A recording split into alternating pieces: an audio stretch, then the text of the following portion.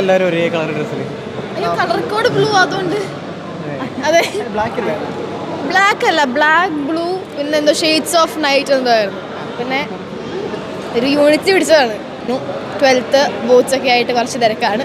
അതുകൊണ്ട് ഷൂട്ടിന് ചെറിയൊരു ബ്രേക്ക് എടുത്തിരിക്കണു. അങ്ങനെ ബ്രേക്ക് ഒന്നുമില്ല, ഒന്ന് എക്സാംസ് കഴിഞ്ഞിട്ട് തിരിച്ചു കയറാൻ വേണ്ടിയിട്ടുള്ള പ്രിപ്പറേഷൻ. എക്സാംസ് നടക്കുമായിരുന്നു, എനിക്ക് എക്സാംസ് നടന്നുകൊണ്ടിരിക്കുകയായിരുന്നു. അപ്പോൾ അതുകൊണ്ട് ചെറിയൊരു ബ്രേക്ക് എടുക്കുകയാണ്. ഉണ്ടല്ലോ, അതേ ഇന്നലെ യൂട്യൂബിൽ വീഡിയോ ഇട്ടിട്ടുണ്ടല്ലോ, കണ്ടില്ല? നോക്കിയാൽ മതി. അങ്ങനെ പുതിയ വീഡിയോസൊക്കെ വരുന്നുണ്ട്. യൂട്യൂബ് കുറച്ചുകൂടെ കോൺസെൻട്രേറ്റ് ചെയ്യുന്നുണ്ട്. പിന്നെ പഠിത്തമൊപ്പം ഒന്ന് മെയിൻറ്റെയിൻ ചെയ്ത് പോകാനുള്ള പാകത്തിന് പോകും. എന്തോ മാർക്ക് അങ്ങനെയൊന്നുമില്ല, നല്ല രീതിക്ക് പാസ്സാവണമെന്നേ ഉള്ളൂ. വേറെ വലിയ പ്രതീക്ഷകളൊന്നും ഇല്ല, അതൊന്നുമില്ല. വീട്ടുകാരോട് മറക്കണം, അങ്ങനത്തെ പ്രതീക്ഷകളൊന്നും വേണ്ട. അങ്ങനെ വലിയ പ്രതീക്ഷയൊന്നുമില്ല. നല്ല മാർക്ക്, അത്യാവശ്യം കുഴപ്പമില്ലാത്തൊരു മാർക്ക് വാങ്ങും, അത്രേ ഉള്ളൂ. പിന്നെ ഓ, പുതിയ ടാഗ്ലൈൻ വലുതാണല്ലേ, നന്നായിട്ടുണ്ട് കേട്ടോ. വേറെ ആരോടും പറയണ്ട. ഇല്ല, മാർക്കോ കണ്ടില്ല. എനിക്ക് എക്സാംസ് കഴിഞ്ഞേ ഉള്ളൂ. ഞാനിപ്പം 3 ദിവസത്തെ ബ്രേക്കേ ഉള്ളൂ. അതിൽ തിരിച്ച് വീണ്ടും ബാക്ക് ടു സ്കൂൾ. അപ്പം മാർക്കോ കണ്ടിട്ടില്ല, കാണണം. കാണണം. ഇത് നിങ്ങൾ ഇടയ്ക്ക് മൂവിയുടെ പ്രൊമോഷൻ കൊടുക്കുന്നുണ്ടോ? എനിക്ക് അത്രയും ലെവൽ ഓഫ് വയലൻസ് ഒന്നും കണ്ടിരിക്കാൻ പറ്റുന്ന കൂട്ടത്തിലല്ല ഞാൻ. അല്ലെങ്കിൽ തന്നെ ഇങ്ങനെയാണ് പകുതി സിനിമകളും കാണാറ്. അതൊന്നും കണ്ടിരിക്കാൻ എനിക്ക് പറ്റുമെന്ന് തോന്നുന്നില്ല. പിന്നെ ഇടിയും മറ്റേ റൈഫിൾ ക്ലബൊക്കെ ഒന്ന് കാണണം. ആകെ 3 ദിവസമുണ്ട്, കുറേ സിനിമകളുണ്ട്. പഠിക്കാൻ താല്പര്യമുണ്ടോ? ഉണ്ട്, പിന്നെ നല്ല താല്പര്യമുണ്ട് പഠിക്കാനായിട്ട്. ഞാൻ ഹ്യൂമാനിറ്റീസ് ആണ് എടുത്തിട്ടുള്ളത്. എനിക്ക് പഠിക്കാൻ താല്പര്യം ഹിസ്റ്ററിയാണ്. ഹിസ്റ്ററി IP ആണ് താല്പര്യം. എനിക്ക് എളുപ്പം അതാണ്. പിന്നെ സൈക്കോളജി കുഴപ്പമില്ല. ഇല്ല, വേണ്ട, അതിൻ്റെ ആവശ്യമില്ല. ഹ്യൂമാനിറ്റീസിലും സൈക്കോളജി എന്നാണ് സബ്ജക്റ്റ് ഉണ്ട്. ഞാൻ ചോദിക്കുന്നത്, കുറേ ആൾക്കാർ പഠിക്കലൊരു ബാധ്യതയായിട്ട് കാണുന്ന കുറേ ആൾക്കാർ ഇല്ലേ? ഉണ്ട്. പിന്നെ വരാണ്ട് അല്ലെങ്കിൽ താല്പര്യമില്ലാണ്ട് ഓരോ കരിയറൊക്കെ സെലക്ട് ചെയ്യുന്നത്. ശിവാനി കരിയർ ഉണ്ടായിട്ടും ഈ പറഞ്ഞ പോലെ ഇതിനായിട്ട് സമയം കണ്ടെത്തുന്നു, പഠിക്കുന്നു. നിങ്ങളൊരു മിനിയേച്ചർ ഇന്റർവ്യൂ എടുക്കുമല്ലേ? ചോദിച്ചു. അല്ല, ചിന്തിക്കുന്ന ആൾക്കാർ ഭയങ്കര. എൻ്റെ ഫാമിലി, എൻ്റെ അമ്മയുടെ ഫാമിലിയിലാണെങ്കിലും എല്ലാവരും ടീച്ചേഴ്സാണ്. അമ്മയുടെ ചേച്ചി, അനിയത്തി, എൻ്റെ മുത്തശ്ശൻ എല്ലാവരും ടീച്ചേഴ്സാണ്. അച്ഛൻ്റെ ഫാമിലിയിൽ നിന്നും അച്ഛമ്മ എല്ലാവരും ടീച്ചേഴ്സായിരുന്നു. അപ്പം എഡ്യൂക്കേഷൻ്റെ വാല്യൂ ചെറുതിലേ തൊട്ടിട്ട് വളരെ വലുതായിട്ട് തന്നെ അങ്ങനെ തന്നെ പഠിപ്പിച്ചിട്ടുള്ളൊരു ഇതാണ്. അപ്പം ഈ ഒരു ഫെയിം എന്ന് പറയുന്നതാണെങ്കിലും ഇതൊക്കെ ഇപ്പോൾ നിങ്ങൾ തരുന്നൊരു സപ്പോർട്ടും ആ ഒരു ഇഷ്ടവും പ്രാർത്ഥനയൊക്കെയാണ് ഈ ഒരു നിലയിൽ എത്തിച്ചത്. അതിനെന്തായാലും അതിനോടുള്ളൊരു ഇഷ്ടം, അതിനോടുള്ള പാഷൻ എപ്പോഴും ഉണ്ട്. പക്ഷേ ഇത് നമുക്ക് ഇതിനെ മാത്രം ഡിപ്പെൻഡ് ചെയ്ത് ഒരുപാട് കാലം നമുക്ക് നിൽക്കാൻ പറ്റില്ലല്ലോ. നമുക്കൊരു സ്ട്രോങ് ഫൗണ്ടേഷൻ എപ്പോഴും വേണമെന്ന് ഞാനും വിശ്വസിക്കുന്നു. അപ്പോൾ അതിനെന്തായാലും പഠിത്തം ഇമ്പോർട്ടൻ്റ് ആണ്. എനിക്കൊരിക്കലും പഠിത്തം ഒരു ബാധ്യതയായിട്ട് തോന്നിയിട്ടില്ല. അത് സ്കൂളിൽ പോലെ വളരെ കുറവാട്ടോ, അതുകൊണ്ടും കൂടെ ഉണ്ട്. സ്ഥിരമായിട്ട് സ്കൂളിൽ പോയി അത് മാറുമായിരിക്കും. ഇതിപ്പം എനിക്ക് ഇതല്ലെങ്കിൽ എനിക്ക് ഞാൻ ചെയ്തൊരു ഡിഗ്രി, ഞാൻ എടുക്കുന്നൊരു ഒക്യുപ്പേഷൻ എന്ന് പറയാനായിട്ട് എനിക്കൊരു നല്ലൊരു ഡിഗ്രി വേണം, നല്ലൊരു ജോബ് വേണം. ആ ഒരു മൈൻഡുണ്ട്. ഇതൊരിക്കലും വിടത്തില്ല. എൻ്റെ പാഷൻ എപ്പോഴും ആക്ടിങ്ങും ഡാൻസും തന്നെയാണ്. അതെപ്പോഴും മെയിൻറ്റെയിൻ ചെയ്യും. അതിനൊപ്പം അങ്ങനെയുമില്ല.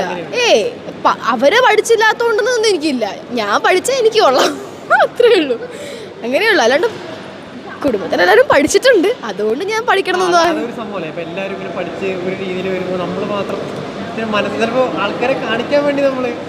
അങ്ങനെയൊന്നുമില്ല. എനിക്ക് ഞാൻ എടുക്കാൻ പോകുന്ന സബ്ജക്റ്റ് എനിക്ക് അത്ര ഇഷ്ടമാണ്. അതുകൊണ്ട് ഞാൻ അങ്ങനെ എടുക്കുന്നൊരു സബ്ജക്റ്റാണ്. അതുകൊണ്ട് തന്നെയാണ് എനിക്ക് അതെടുക്കാൻ താല്പര്യവും. അല്ലാണ്ട് അങ്ങനെ എടുക്കുന്നൊരു വെറുതെ എന്തിനോ വേണ്ടി എടുക്കുമല്ല, അങ്ങനെ എടുക്കണം.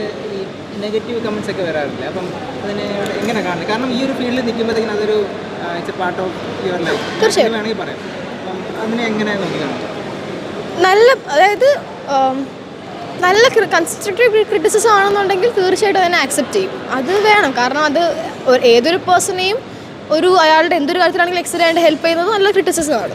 അതിനെ ആക്സെപ്റ്റ് ചെയ്യാനായിട്ട് റെഡിയാണ്. അങ്ങനെ പറയുന്നവരുടെ അടുത്ത് we are very open to their comments. തീർച്ചയായിട്ടും അത് പറയാൻ തന്നെ വേണം. അല്ലാണ്ട് ഒരാളെ വെറുതെ നമ്മൾ എന്ത് ചെയ്താലും അതിനെ കുറ്റം പറഞ്ഞുകൊണ്ടിരിക്കുക എന്ന് പറഞ്ഞാൽ അതത്ര നല്ലൊരു കാര്യമല്ലല്ലോ.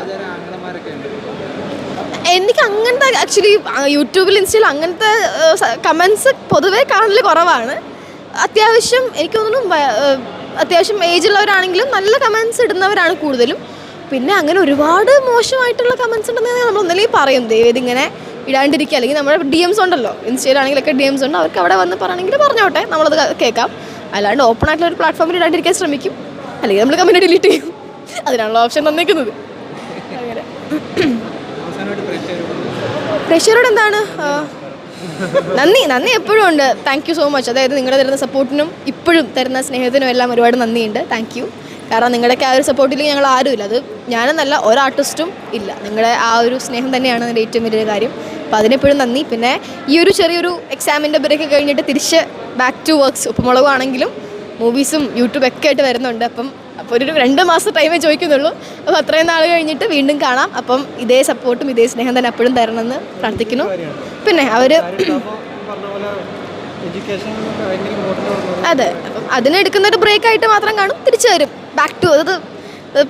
അതെ, തീർച്ചയായിട്ടും ഇതേ പോയി ഇതാ വന്നു, അതേ പവറിലാണ് തിരിച്ചെത്തും. അപ്പോഴും ഈ സപ്പോർട്ടും സ്നേഹമൊക്കെ കാണിക്കണം. നല്ല നല്ല ക്രിറ്റിസിസമാണ്, നല്ല കാര്യങ്ങളാണ് പറഞ്ഞു തരാണ്ട് ആഗ്രഹമുള്ള കാര്യങ്ങളാണെങ്കിൽ തീർച്ചയായിട്ടും യൂട്യൂബിലോ ഇൻസ്റ്റയിലൊക്കെ കമൻസിൽ പറയുക, നമ്മൾ കേൾക്കും, സപ്പോർട്ട് ചെയ്യുക. അത്രയേ ഉള്ളൂ. നിങ്ങൾ ഓൺലൈൻ മീഡിയാസിന് താങ്ക് യു. പിന്നെ ഒരു കാര്യം ലാസ്റ്റ്, ഇപ്പം ന്യൂ ഇയർ അല്ല വരാൻ പോകുന്നത്, 2025 എന്തെങ്കിലും പുതിയതായിട്ട് എന്തെങ്കിലും തുടങ്ങാനുള്ള പ്ലാനിങ് അങ്ങനെ എന്തെങ്കിലും ഉണ്ടോ?